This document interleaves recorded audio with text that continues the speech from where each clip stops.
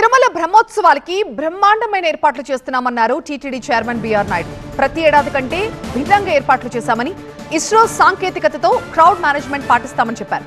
సామాన్య భక్తులకి పెద్దపీట వేయాలన్న సీఎం ఆదేశాల మేరకే చర్యలు చేపట్టామని చెప్పారు. తరతరాలు గుర్తుండిపోయేలా తిరుమల బ్రహ్మోత్సవాలపై డాక్యుమెంటరీ తీస్తామంటున్న బిఆర్ నాయుడుతో మరింత సమాచారం మా సీనియర్ కరెస్పాండెంట్ రాజు అందిస్తారు.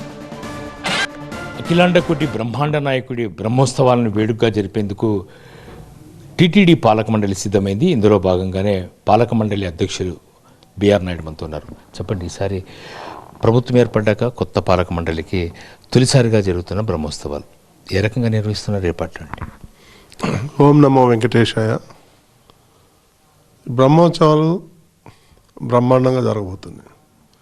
అందులో ఎవరికి ఎలాంటి అనుమానాలు అవసరం లేదు. ప్రతిసారి కంటే ఈసారి డిఫరెంట్గా కండక్ట్ చేస్తున్నాం. ప్రోగ్రామ్స్ అయితే ఏముంది, డెకరేషన్ అయితే ఏముంది, ఈ సెక్యూరిటీ మేనేజ్మెంట్, ఇవన్నీ కూడా ప్రతిదీ కూడా క్షుణ్ణంగా ఆలోచన చేసి దాని మీద డిబేట్ పెట్టి ఇలాంటి నిర్ణయాలు తీసుకున్నాం. ప్రత్యేకించి గరుడ సేవ అత్యంత కీలకమైనటువంటి గరుడ సేవ. సీఎం కూడా ధ్వజారోహణ రోజు పట్టు వస్త్రాలు స్వామివారికి సమర్పిస్తారు. అంటే భద్రతకు సంబంధించి కానీ, లేదంటే గ్యాలరీలో ఉండే భక్తులు కానీ ఏ రకమైనటువంటి సర్వీసెస్ టీటీడీ ఇవ్వబోతోంది? ఇందుకు సంబంధించి పక్కా ప్రణాళిక టీటీడీతో ఏమైనా ఉందా? 4500 మంది పోలీస్ ఫోర్స్ ఉంటుందని ఆ రోజు తిరుమలలో. అదేవిధంగా వాలంటీర్స్, కొన్ని వందలాది మంది వాలంటీర్స్ వస్తున్నారు.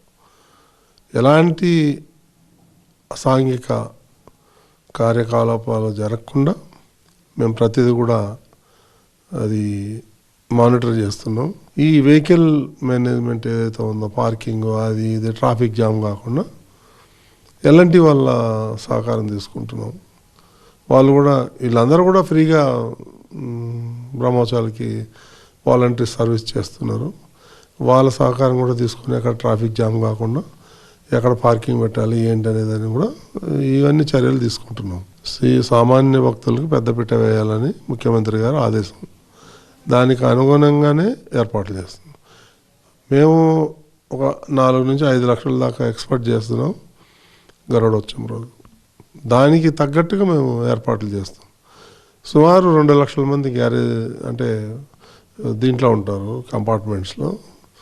ఈ మిగిలిన వాళ్ళందరూ కూడా in and out come and go లాగా వాళ్ళు వస్తారు, వెళ్ళిపోతూ ఉంటారు దర్శనం చేసుకుని. ఈసారి బ్రహ్మోత్సవాలు ఒక డాక్యుమెంటరీ కూడా తీయబోతున్నాము. పెద్ద ఎత్తున వైభవాన్ని చాటి చెప్పే ప్రయత్నము టీటీడీ చేయబోతోందని. ఈ బ్రహ్మోత్సవాలను ఏ రకంగా చిత్రీకరించే అవకాశం ఉంది? ఇందుకు సంబంధించి ఏదైనా టీటీడీ ఏజెన్సీకి ఏదైనా ఇచ్చింది? అది ఏజెన్సీ కాదు, ఒక ఫేమస్ డైరెక్టర్ ఉన్నాడు, ఆయన పేరు ఇప్పుడు చెప్పను నేను. ఆయన వాలంటరీగా చేస్తున్నాడు, ఏమి ఛార్జెస్ ఏమి లేకుండా. వాళ్ళ టీం వస్తుంది ఇక్కడికి. ఒక 10 ఎపిసోడ్ చేద్దామని, రోజుకు ఒక ఎపిసోడ్ లాగా. అది ఎట్లా ఉంటుందంటే ఇక తరతరాలకి గుర్తుండిపోవాలి ఆ డాక్యుమెంట్.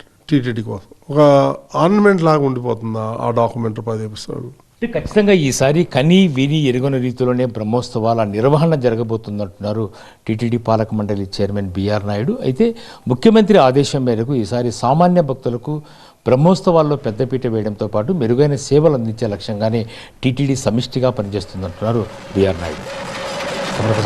రాజు టీవీ.